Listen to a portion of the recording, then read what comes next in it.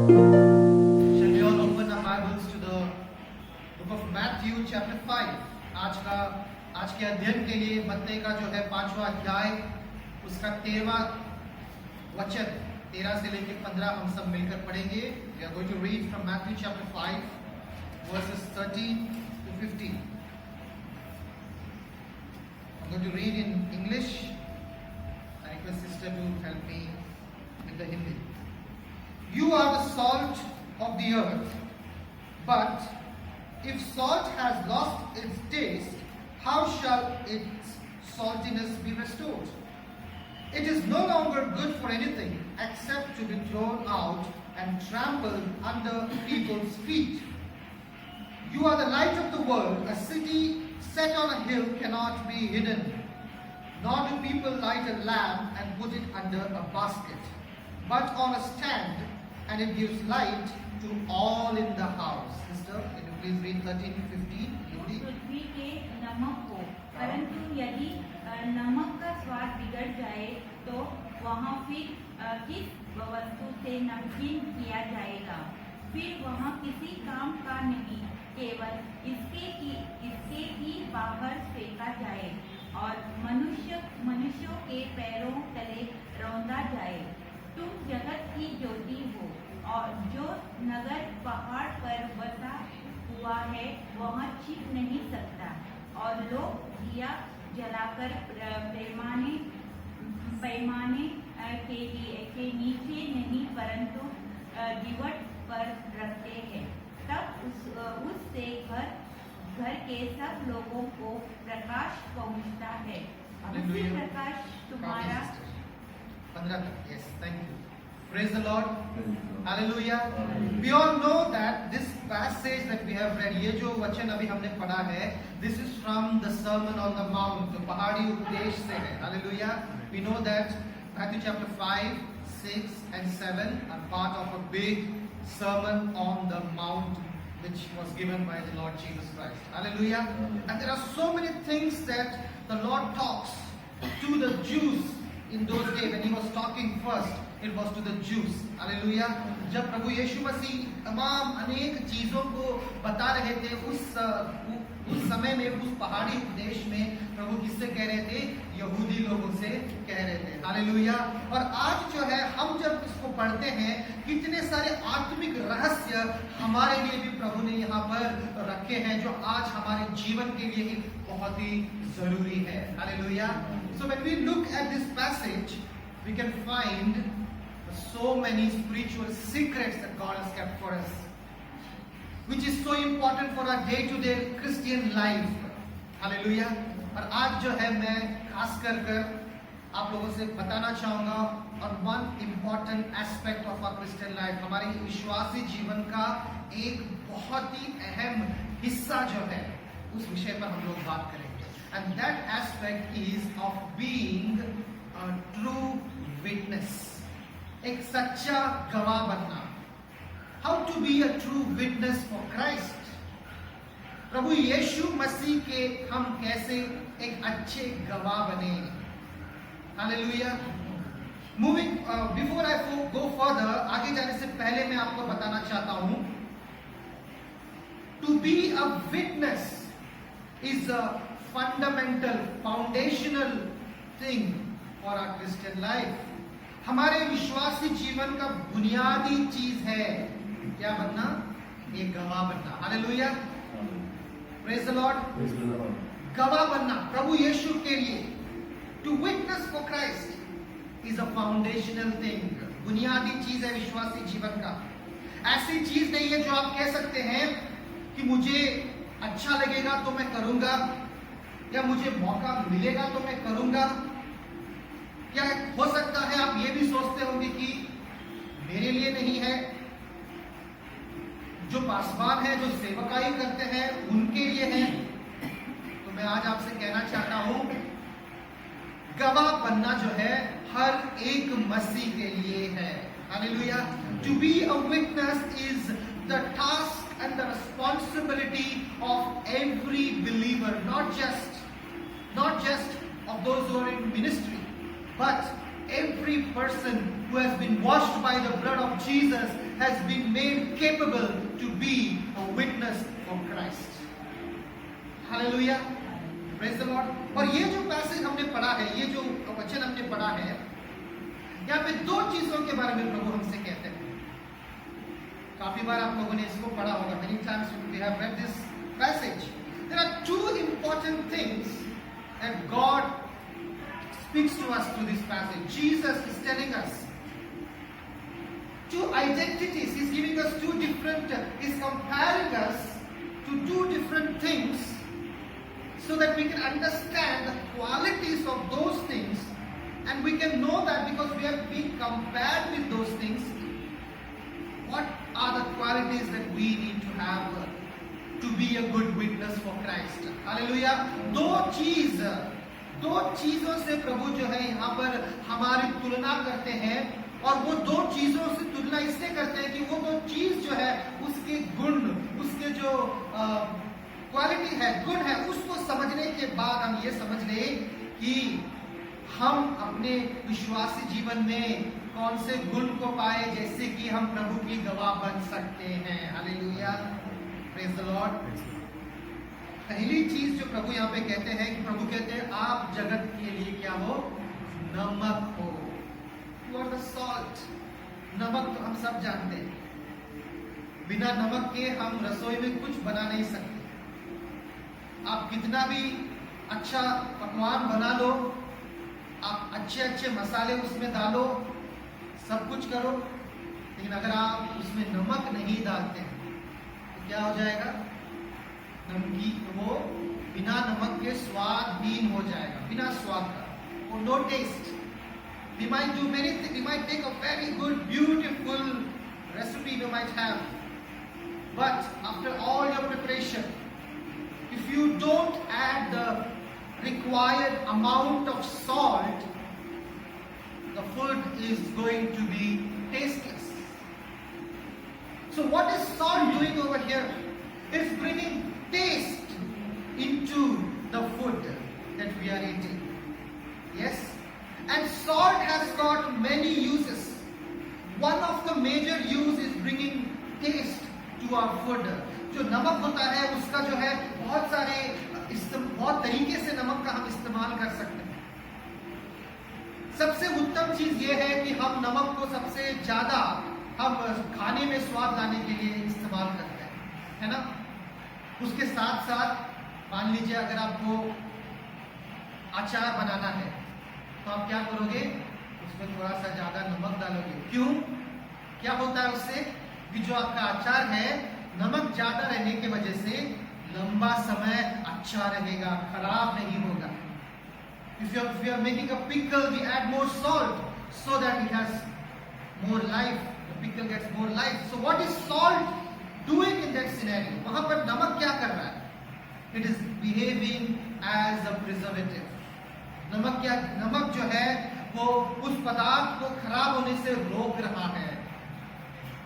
And here we see Jesus, the Lord, is comparing us and says, you are the salt of the earth. Praise the Lord. प्रभु यीशु यहाँ पे कहते हैं आप जगत के जो नमक हो, जगत के लिए नमक हो. इसका मतलब है कि इस जगत में जहां पर लोग ऐसे जिंदगियां जी रहे हैं, जिस जीवन में जिंदगी में उनका बिना स्वाद के, बिना आत्मिक स्वाद के, बिना परमेश्वर के सुसमाचार के, अंधेरे में, बिना प्रभु के वो अपनी जीवन को लोग जी रहे हैं. और ऐसे जगह पर आपका और मेरा रहना, आपका और मेरा जो हम प्रभु पर विश्वास करते हैं, हमारा यहाँ रहना क्या होता है? उनके लिए स्वादिष्ट होता है. जब हम उनके पास जाते हैं, हमें उनके जीवन में नमक की तरह काम करना है. When people around us are living a tasteless life, a life without the taste of heaven, without the taste of the saving grace and the power of God's love, you and I have to reach out to them with the taste of God's love. प्रभु के प्रेम के जो स्वाद है उससे आपको और मुझे उनके जीवन तक पहुंचना है. That is the first part of being a witness for Christ. Hallelujah. आपकी मेरी जिम्मेदारी है. Praise the Lord. और नमक क्या करता है? नमक किसी दूसरे चीज में जहां उसको डाला जाता है वहां वो स्वाद लाता है. Salt brings taste to where it is being mixed. In the same way, जहां प्रभु ने आपको रखा है, जहां प्रभु ने जिस परिस्थिति में प्रभु ने आपको रखा है, उसी परिस्थिति में हमें क्या करना है? वहां उस परिस्थिति में हमें स्वाद को लेकर आना है. Praise the Lord. That is why Jesus says that you are the salt of this earth. Praise the Lord. इसलिए प्रभु कहते हैं कि हम नमक है. हमारा जीवन ऐसा हो कि लोग जब हमें देखे उनको लगे कि इनके जीवन में कितना स्वाद है. हमारे जीवन की वजह से उनके जीवन में भी प्रभु यीशु के सुसमाचार का, प्रेम का, प्रभु परमेश्वर की सामर्थ का स्वाद उनके जीवन तक आए. Hallelujah. We have a responsibility. हमारे पास जिम्मेदारी है इस कार्य को करने के लिए. To be salt wherever we go, wherever God takes us. जहां जहां प्रभु हमें ले जाता है वहां वहां हमें जाना है और दूसरों के लिए हमें स्वाद बनना है. कई बार हम भूल जाते हैं कि हम जगत के नमक हैं, है ना? Many times we forget it. We are so busy in our day-to-day life. Morning I get up, I'm busy in what I need to do, my work, this and that. End of the day, days pass by, months pass by, and we forget that we are the salt. We have been given a very huge responsibility. और कई बार जो है हम खुद अपने जीवन में स्वाद रखना भूल जाते हैं. दूसरों को स्वाद देने की बात तो दूर है, खुद अपने जीवन में भूल जाते हैं स्वाद रखना. जब हम प्रभु के वचन से अगर दूर हो जाएंगे तो हमारे जीवन में जो स्वाद है, जो प्रभु का स्वाद है, वो क्या हो जाएगा? वो घटता चला जाएगा. इसलिए प्रभु यीशु मसीह कहते हैं उसी वचन में अगर पढ़ते हैं तो फिर तुम पृथ्वी, 13वां वचन देखिए, तुम पृथ्वी के नमक हो, परंतु यदि नमक का स्वाद बिगड़ जाए तो वह फिर किस वस्तु से नमकीन किया जाएगा? फिर वह किसी काम का नहीं, केवल इसके कि बाहर फेंका जाए और मनुष्यों के पैरों तले रौंदा जाए. ध्यान से सुनिए कलीसिया. Listen carefully, church. If the salt loses its flavor, the Lord says it is good for nothing. अगर नमक अपने स्वाद हो, अगर वो खो दे, प्रभु खुद कह रहे हैं यहां पर उसका कोई उपयोग नहीं है. तो प्रभु हमसे आज क्या कहना चाहते हैं? अगर प्रभु ने हमें एक जिम्मेदारी दी है कि हमें जो है प्रभु की गवाह बनना है और उसके लिए प्रभु कहते हैं तुम नमक की तरह हो, तो हमें क्या करना है? दो चीज लगातार करते रहना है. पहली चीज ये है कि हमें अपने आप में स्वाद को बनाए रखना है. Two things in being a witness and in being salt for this earth, as the Lord says, we need to continue to do two things. First is we need to maintain the taste of God's power, God's love, the spiritual, of God's grace, the heavenly taste in our life first. प्रभु के वचन को पढ़ने से, प्रार्थना में समय बिताने से, आराधना में आने से हम क्या करते हैं? हमारे अंदर उस स्वाद को बनाए रखते हैं. Hallelujah. Praise the Lord. That is how we continue to keep the taste in our life. We continue to be as the salt should be. By coming to church, by having personal time with the Lord in Bible reading and prayer,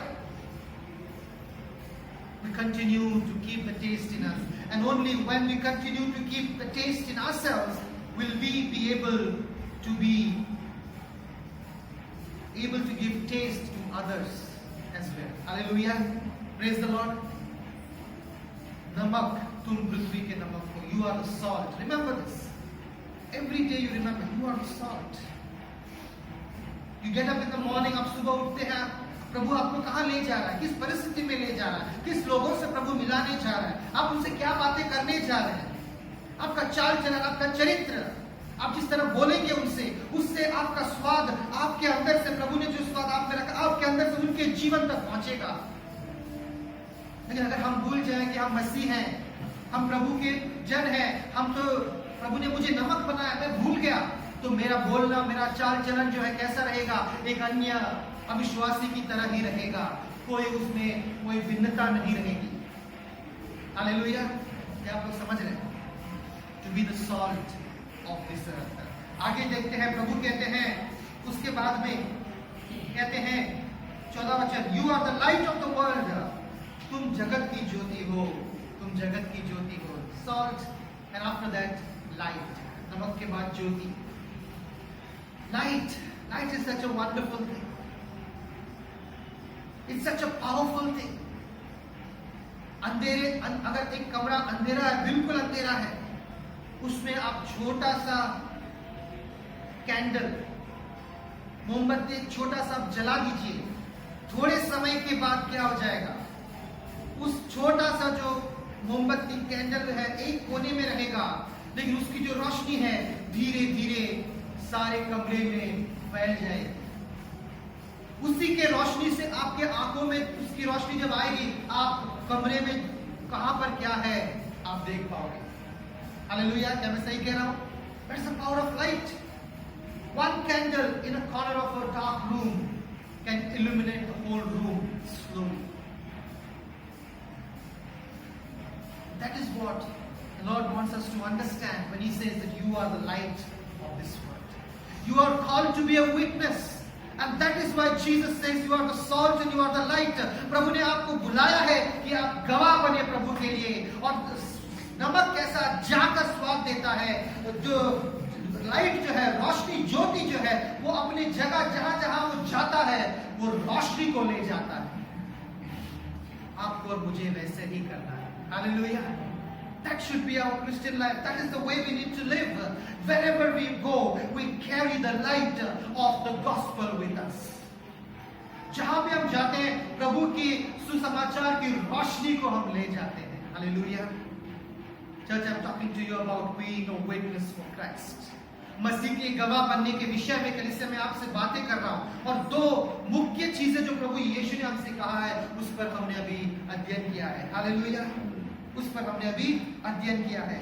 और अगर हम दूसरी कोरिन्थियों की पत्रिका 5वां अध्याय को लेंगे, 2 Corinthians chapter 5, let's read verse 18 to 20. All this is from God, who through Christ reconciled us to Himself and gave us the ministry of reconciliation. That is, in Christ God was reconciling the world to Himself, not counting their trespasses against them, and entrusting to us the message of reconciliation. I request sister to please read in Hindi 18 and 19. ये सब बातें परमेश्वर की ओर से है, जिसने मसीह के द्वारा अपने साथ हमारा मेल मिलाप कर दिया और मेल मिलाप की सेवा हमें सौंप दी है. अर्थात परमेश्वर ने मसीह में होकर अपने साथ संसार का मेल मिलाप कर दिया और उनके अपराधों का दोष उन पर नहीं लगाया और उनसे मेल मिलाप का वचन हमें सौंप दिया है. Praise the Lord.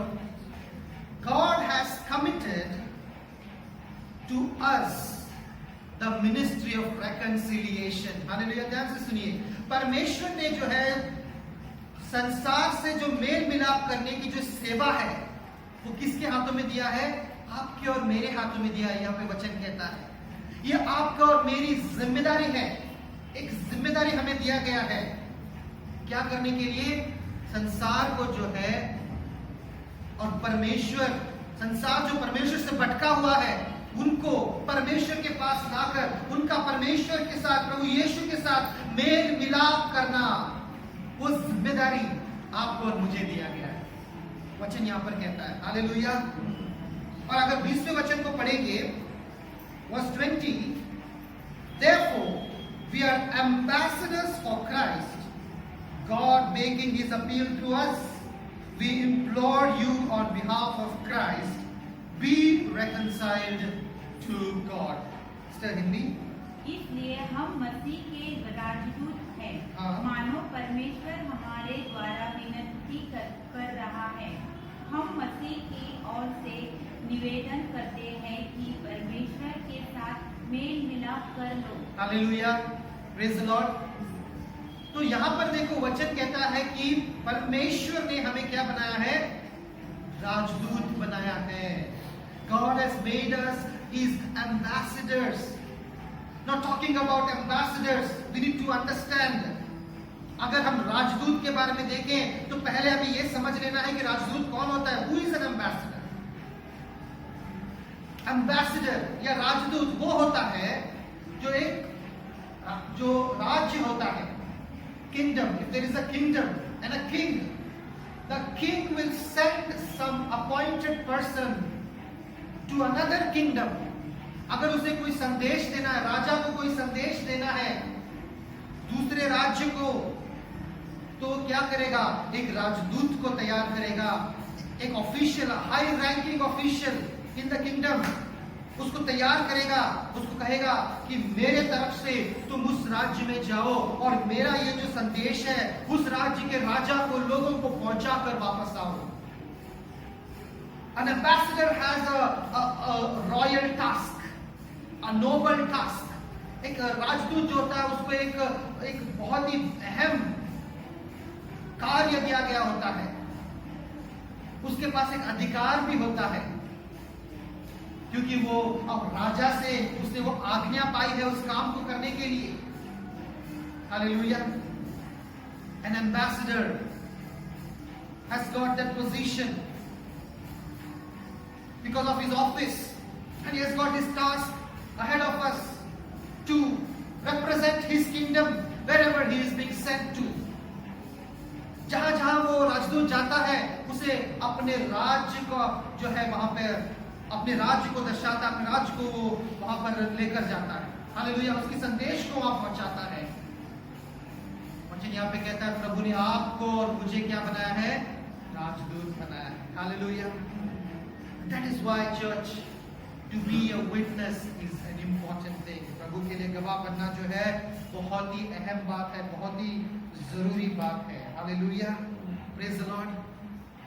To be the salt and to be the light. नमक बनना और रोशनी, ज्योति बनना। हालेलुया। प्रभु की स्तुति हो। आगे बढ़ते हुए मैं आप लोगों को जो है 4 तरीके देना चाहूंगा। In the process of being a good witness for Christ, I want to give you what are the 4 practical steps by which you and I can be a very good, effective witness for Christ. मैं आप लोगों को जो है 4 जो है तरीके बताना चाहूंगा, जिससे अब हम अपने दिन-दिन की प्रक्रिया में, दिन-दिन के जीवन में मसीह के एक अच्छा गवाह बन सकते हैं। Hallelujah. Are you with me? Are you understanding? क्या आपको समझ में आ रहा है? Praise the Lord. Hallelujah. 4 things, 4 practical ways. The first one, पहला जो है, that is, we can be an effective witness for Christ, firstly, through our character. सबसे पहले मसीह के लिए एक अच्छा गवाह हम बन सकते हैं हमारे चरित्र से, हमारे स्वभाव से। हालेलुया। हम कौन हैं? हमारा चरित्र कैसा है? जब प्रभु में हम आए, कौन से बदलाव हमारे अंदर आए? वचन जब हम पढ़ते हैं, कौन से बदलाव हम में आए? उसके द्वारा हम प्रभु के एक अच्छे गवाह बन सकते हैं। हालेलुया। वचनों को खोलेंगे, इफिसियों की पत्रिका 4वां अध्याय 1 से लेकर 3। Ephesians chapter 4, 1-3। पौलुस कहते हैं यहाँ पर, I therefore, a prisoner for the Lord, urge you to walk in a manner worthy of the calling to which you have been called. Verse 2. With all humility and gentleness and patience, bearing with one another in love. Verse 3. Eager to maintain the unity of the Spirit in the bond of peace. ये मैं जो प्रभु के बंदी हूँ और तुमसे विनती करता हूँ कि जिस बुलाहट से तुम बुलाए गए थे उसके योग्य चाल चलो, अर्थात सारी दीनता और नम्रता सहित और धीरज धरकर प्रेम से एक दूसरे की सह लो और मेल के बंधन में आत्मा की एकता रखते या यत्न करें। Hallelujah, praise the lord. तो यहाँ पे पौलुस कह रहा है कि जो बुलाहट आपको मिला है उस बुलाहट के योग्य चाल चलो। The calling which you have received, Paul says that we need to walk worthy of that call. जो बुलाहट अभी जो हमने पढ़ा है पहले वचन दूसरी कोरिन्थियों का 5:18 से 20 तक, जो राजदूत का बुलाहट हमें मिला है, we've been called to be an ambassador. That is a very high calling. And now Paul says over here, walk worthy of that calling which you have received. उसके योग्य चाल चलो, उसके उस बुलाहट के साथ साथ जो भी गुण आपको रखने हैं उस गुण को आप रखिए अपने जीवन में। वो कौन से वो गुण हैं? कौन से वो गुण हैं? दूसरा वचन, सारी दीनता और नम्रता, दीनता और नम्रता, humility and gentleness and patience, धीरज, सहनशीलता, प्रेम से एक दूसरे की सह लो। हालेलुया।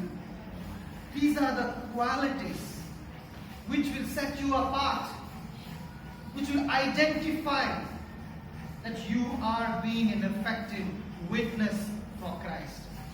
ये सारे वो गुण हैं हमारे जीवन में जब रहते हैं, हमें जो है दूसरों से अलग करते हैं, संसार के लोगों से अलग करते हैं और हमारे जीवन में ये दर्शाते हैं कि किस तरीके से हम प्रभु की गवाह बन रहे हैं। When people look into our life, whether it is our family members, maybe they are not yet saved,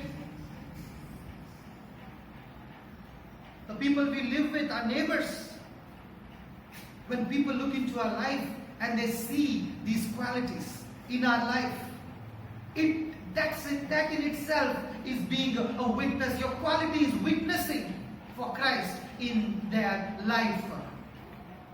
आपके जीवन में जो अच्छे गुण हैं वो खुद आप उनको कुछ बोलने से पहले ही आपके जीवन के अच्छे गुण खुद उनके जीवन में गवाह बनते हैं। हालेलुया।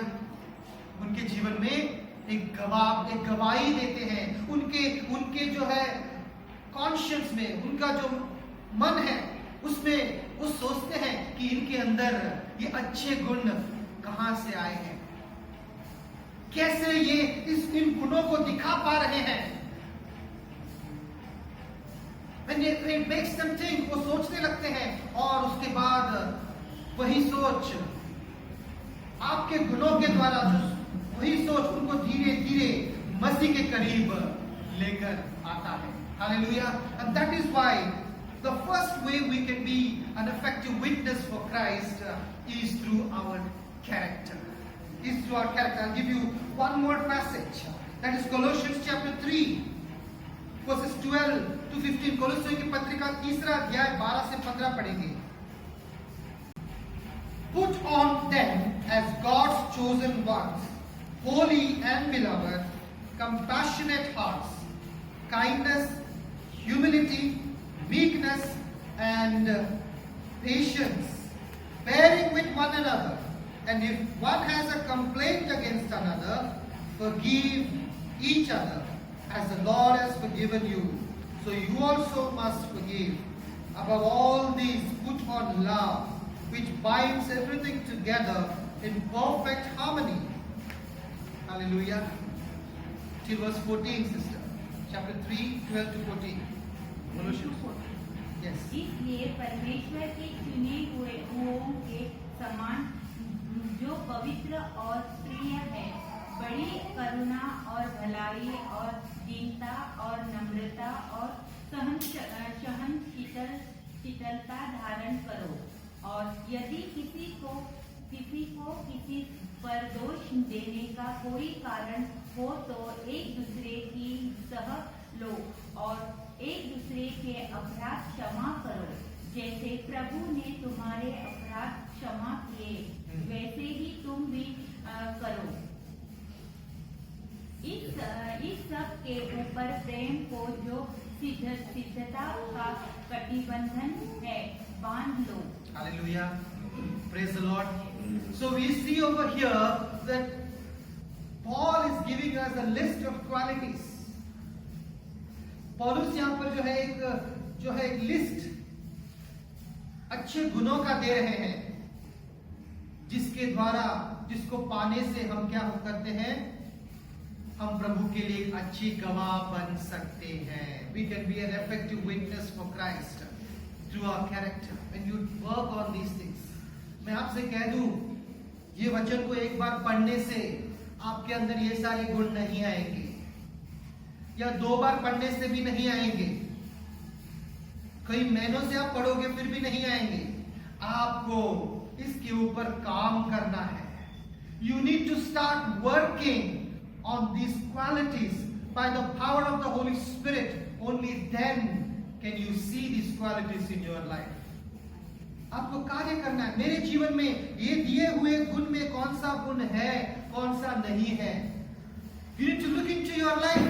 हमें अपने जीवन में देखना है कि ये सारे जो गुण है इसमें what is, we need to look and see what quality is there and what qualities I am lacking. मेरे पास नहीं है, it's not there in my life. And you ask the Holy Spirit. Say, Lord, I want to have this quality. I don't have humility, I want to have humility. I don't have meekness, I want to have meekness. Lord, help me. Help me to forgive. Help me to be kind. प्रभु मुझे माफ करना सिखाओ, प्रभु मुझे नम्र रहना सिखाओ, प्रभु मुझे प्रेम करना सिखाओ। कई बार प्रभु मैं माफ नहीं कर पाया, मुझे क्षमा करो प्रभु। मैं आपकी तरह माफ करना सीखना चाहता हूँ। When we have this approach of telling the Lord, Lord, teach me, Lord. I need to have these qualities, Lord. When we have this humble approach, the Holy Spirit will teach you one quality after another. One quality after another, and slowly people around you will see the qualities like light shining out of your life. Hallelujah. As the Lord said, when you light a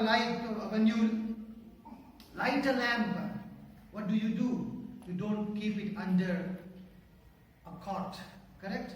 जब आप जो है दिया को जलाते हैं, पैमाने के नीचे नहीं रखते। प्रभु कहता है कहाँ रखते हैं? हम ऊंचे जगह पर रखते हैं, जहां से रोशनी हर जगह फैले। हालेलुया। उसी तरह जब आपके जीवन में वो गुण जो है जो बनने लगते हैं, धीरे धीरे वो आप एक रोशनी की तरह, आप एक उस दिए की तरह हो जाते हैं जो ऊंची जगह पे रखा हुआ है। आपके घर में, आपके रिश्तेदारों के बीच में, आप जहां काम करते हैं उनके बीच में आप एक क्या बन जाते हैं? एक एग्जाम्पल, एक विटनेस बन जाते हैं। हालेलुया। जब दुनिया के लोग जो है अपनी ज़बान को वो जैसे चाहे वैसा इस्तेमाल करते हैं, लेकिन आप जो है अपनी ज़बान पर काबू रखते हैं। जो शब्द का उपयोग वे करते हैं, आप नहीं करते हैं। उससे प्रभु के लिए आप एक गवाह बनते हैं। आपके चरित्र से लोग आपको देखते हैं कि आप में कुछ अलगपन है। Hallelujah. Being a witness through our character, very important. That is the first and the foremost step, the foundational step in being a witness for Christ. प्रभु की गवाह बनने का जो है बुनियादी जो है फाउंडेशन, बुनियादी जो है कदम है। आप बाहर जाकर बहुत लोगों को सुसमाचार बता सकते हैं। आप बाहर जाकर बहुत सारे जो है ट्रैक्ट बांट सकते हैं। आप जो है बाइबल लोगों को दे सकते हैं। बहुत सारे कार्य आप कर सकते हैं, लेकिन जब आप अपने जीवन की ओर देखते हैं, कलीसिया में आप भाई बहनों के साथ कैसे रहते हैं और परिवार में आप कैसे रहते हैं, अपने जीवन की ओर हम जब देखते हैं, अगर ये गुण हमें नहीं पता चलता है, हमारे बारे में हमारे पड़ोसी क्या सोचते हैं, बहुत ही जरूरी चीज, witnessing for Christ through our character. जब हम एक मसीह जीवन व्यक्तिगत रूप से और पारिवारिक रूप से जीते हैं, we are sending out a very strong message, एक बहुत ही गहरा मजबूत संदेश हम लोगों को भेज रहे हैं कि हम एक मसीह परिवार है, मैं एक मसीह हूं, यीशु ने मेरे जीवन को बदला है, इसीलिए मेरे अंदर ये सारे गुण है। Hallelujah. That is how people will be attracted to Christ through our life.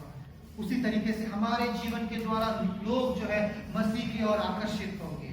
Hallelujah. Praise the Lord. Praise the Lord.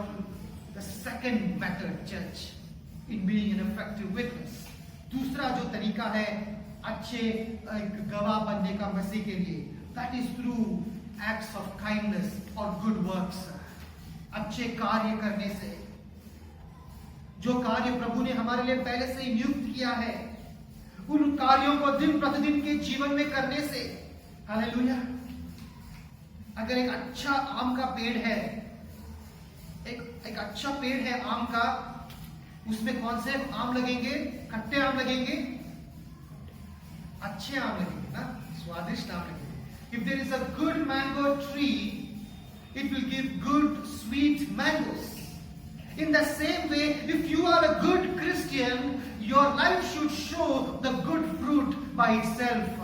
अपने आप से अगर आप अच्छे मसीह हैं, आपके अंदर से अच्छे फल हमेशा निकलते रहेंगे। हालेलुया। आपको कोई रोक नहीं सकता, आपको कोई बताने की जरूरत नहीं है। Nobody has to go and tell the tree, the mango tree, okay, now you give me good mangoes. It is a mango tree, and it is a good variety, and it knows in its season it will give good mangoes. Hallelujah. एक आम का पेड़ को पता है कि वो आम का पेड़ है, अपने समय पर उसे अच्छे आम देने हैं, कोई जाकर उसको बताने की जरूरत नहीं है।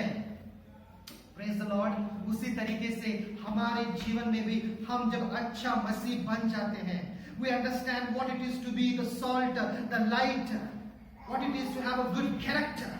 जब हम समझ लेते हैं कि मेरा नमक होना, प्रभु ने कहा मैं नमक हूं, प्रभु ने कहा मैं ज्योति हूं, प्रभु कहते हैं ये गुण मुझे पाने हैं, इसका क्या मतलब है, इस बातों को समझ लेते हैं, and we begin to practically do those things. सिर्फ पढ़ना नहीं, सुबह उठकर हर दिन, आज मेरे ये दिन जो प्रभु ने दिया है, इसमें मुझे क्या क्या करना है, कौन से गुण को लेकर मुझे चलना है, कैसा मुझे नमक बनना है, कैसा मुझे ज्योति बनना है, ये चीजें जब हम समझ लेते हैं, अपने आप से we become like that good mango tree, and we automatically begin to give the good fruits.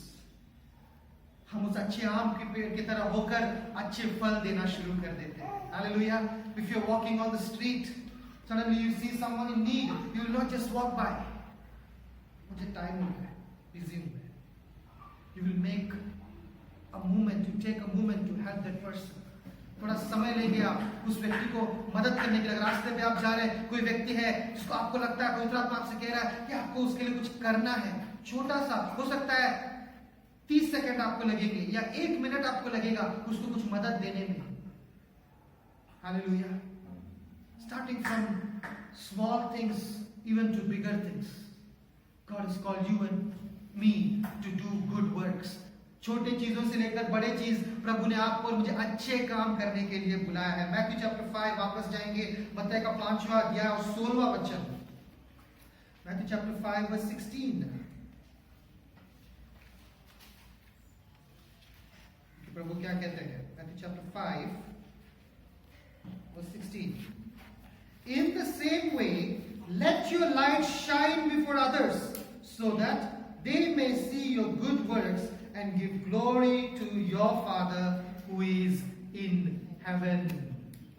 Hallelujah. उसी प्रकार तुम्हारा उजियाला, पढ़िए सिस्टर। उसी प्रकार तुम्हारा उजियाला मनुष्यों के सामने चमके, कि वे तुम्हारे भले कामों को देखकर तुम्हारे पिता की जो स्वर्ग में है बड़ाई करें। वो तुम्हारे क्या देखकर? भले कामों को देखकर. In the same way, they will see your good works. Good works they will see only if you have them. आपके पास है अच्छे काम तो देखेंगे, नहीं है तो देख पाएंगे? नहीं देख पाएंगे. It is important for you to be involved in good works. अच्छे कामों में आपको बने रहना जरूरी है. किसी को मदद करना, किसी के लिए प्रार्थना करना.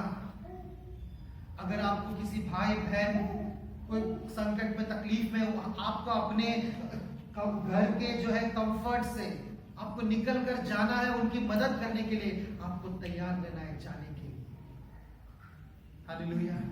Whatever it is that God calls you to, whatever it is that the Holy Spirit places on your heart, which will bring glory to God and help you in being a witness for Christ, do it.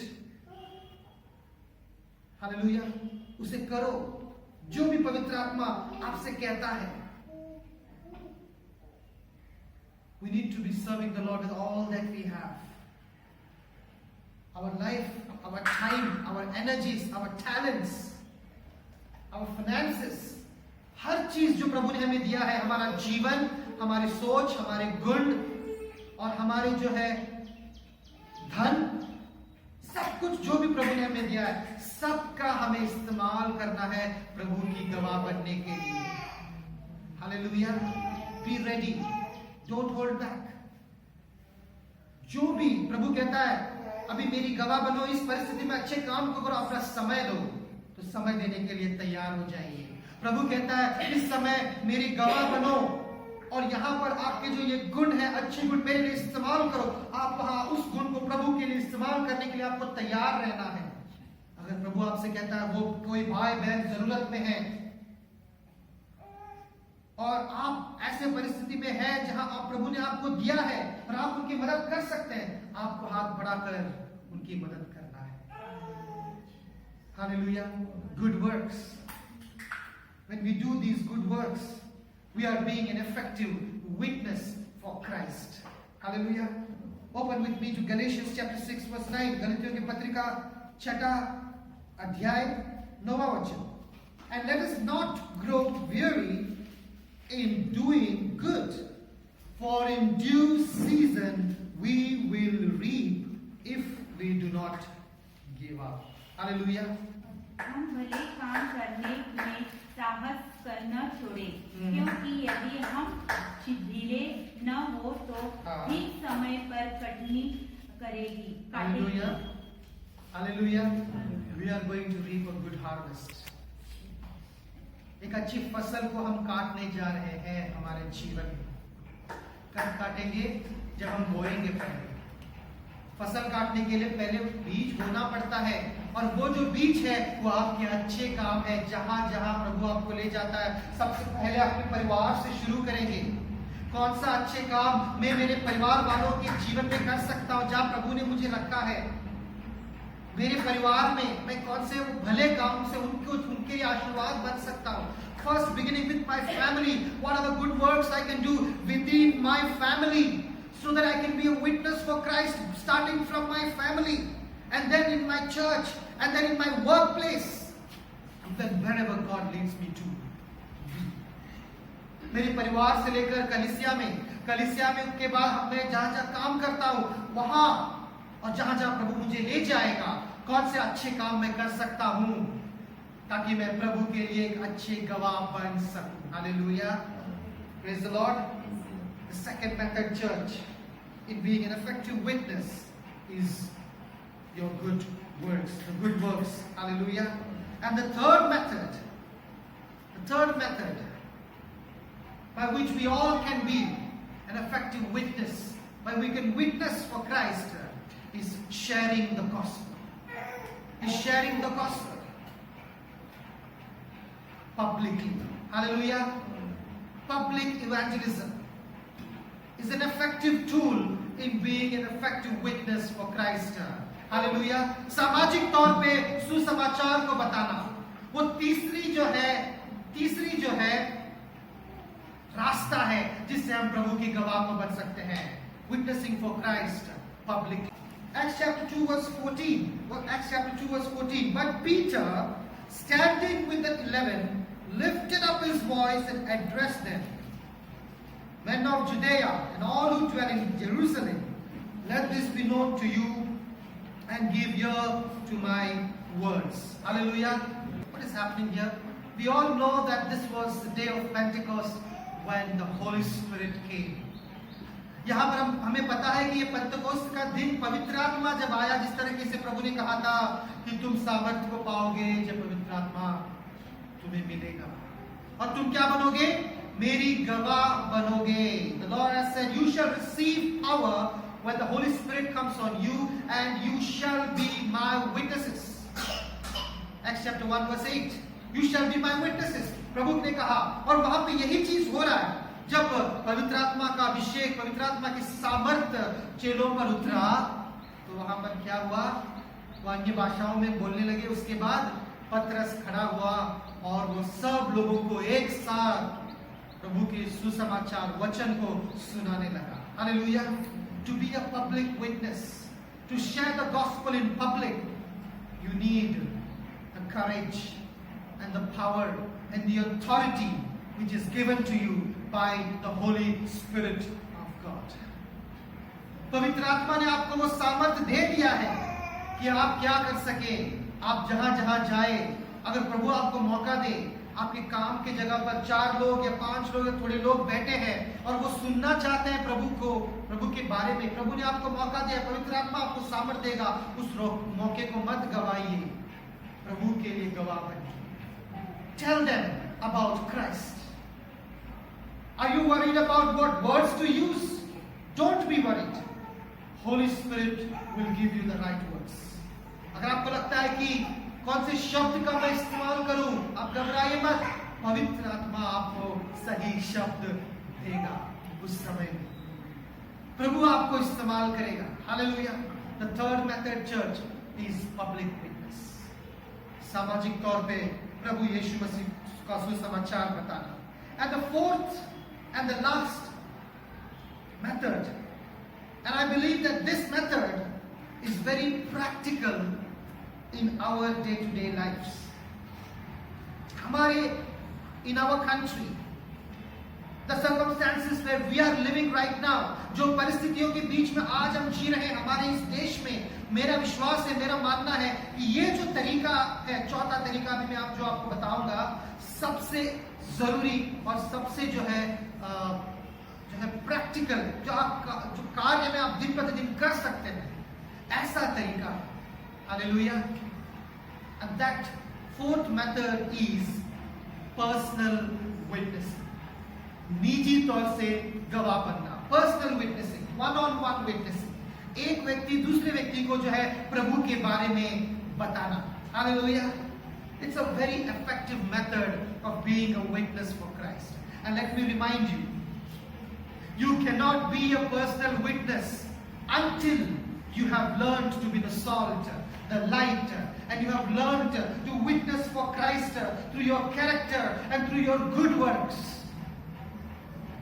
जब तक कि आप नमक बनना, रोशनी बनना और अपने अच्छे गुणों से, अच्छे कार्यों से प्रभु के लिए गवाह बनना आप नहीं कर रहे हैं, नहीं सीखे हैं, तो आप निजी जो है पर्सनल विटनेसिंग नहीं कर पाओगे. मैं आपसे कह रहा हूं personal witnessing, many people think, बहुत लोग सोचते हैं कि रास्ते में जैसे जाओ, बस एक बाइबल उनके हाथ में दे दो, चले जाओ. नहीं, it's just a part of it.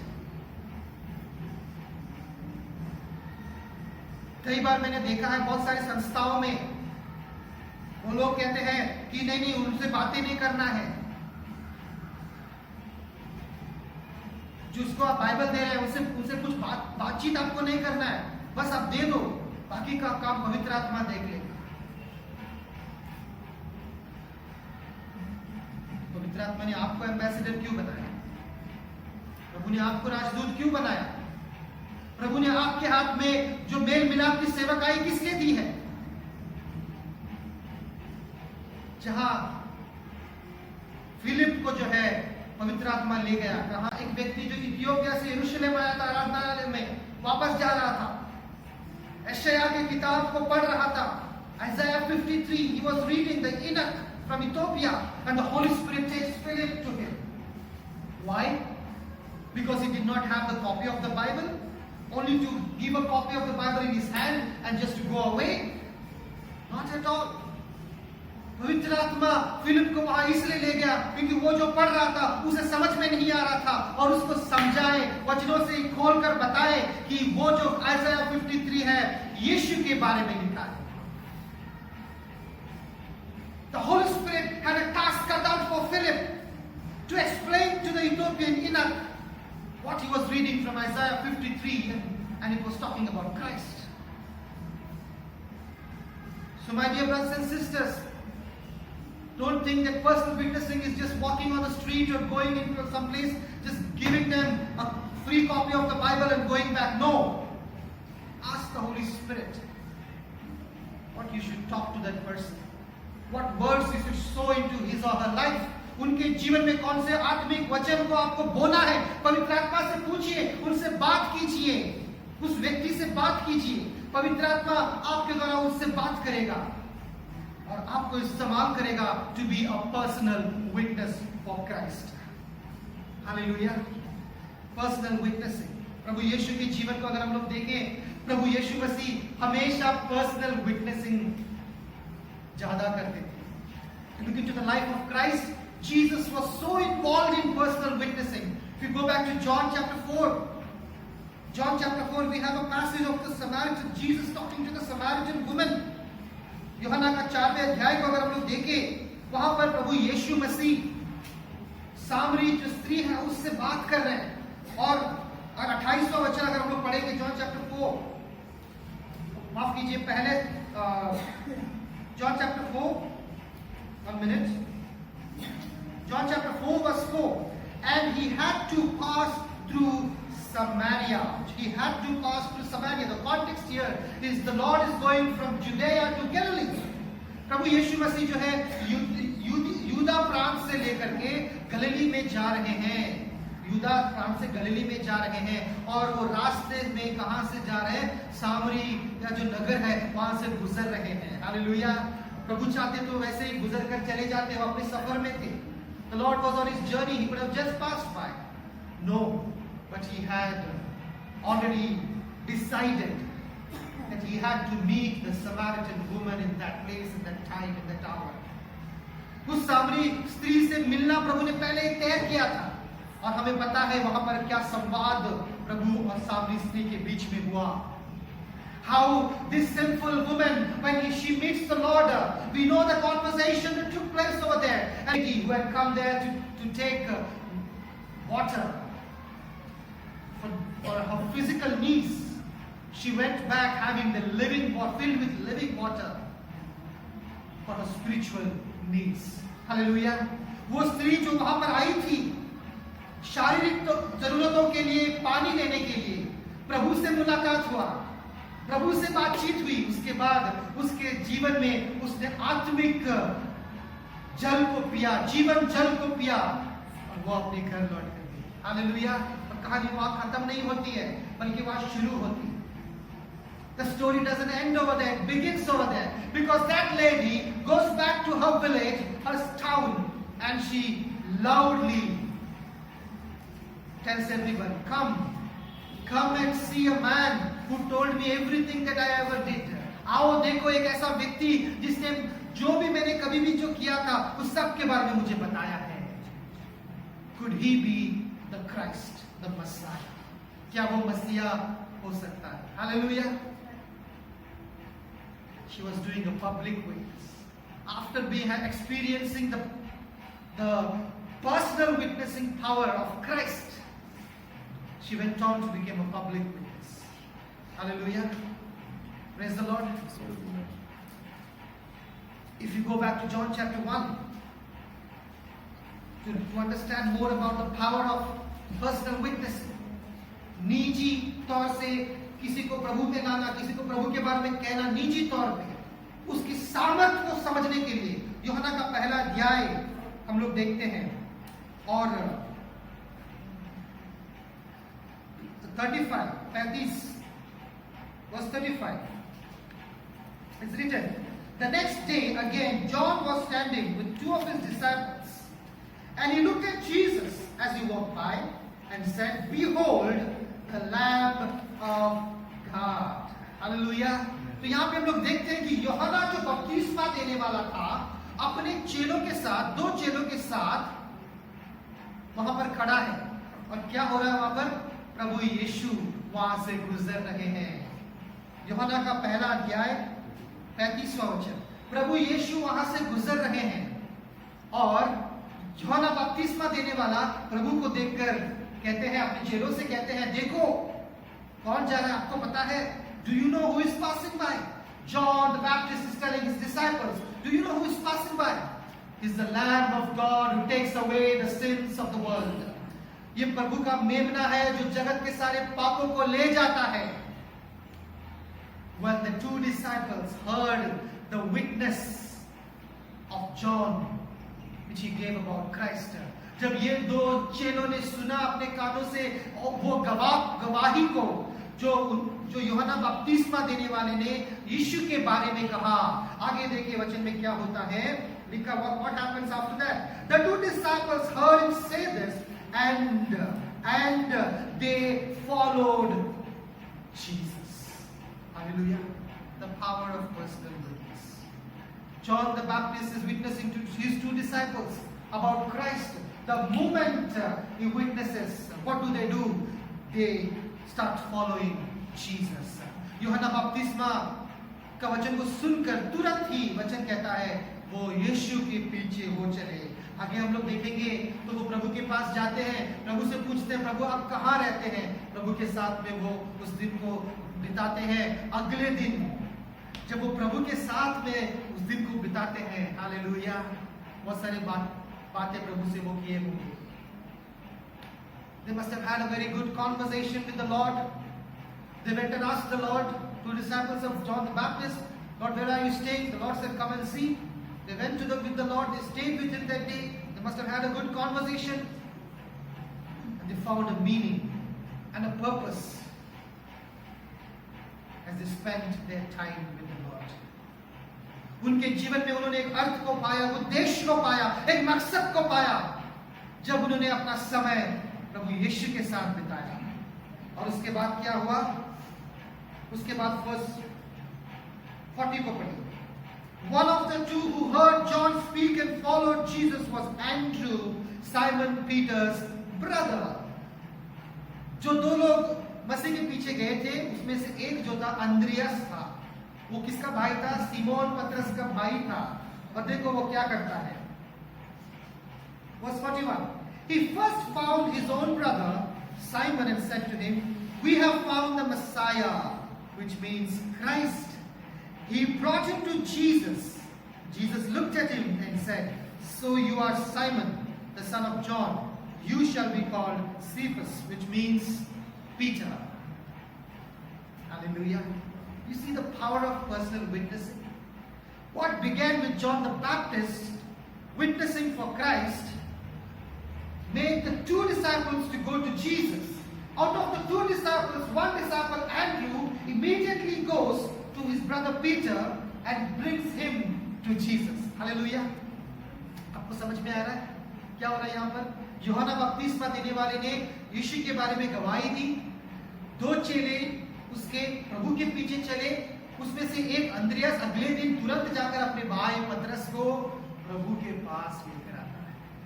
प्रभु से देखते ही जो योजनाएं प्रभु ने पतरस के लिए किए थे उसका नाम बदल देता है। हालेलुया।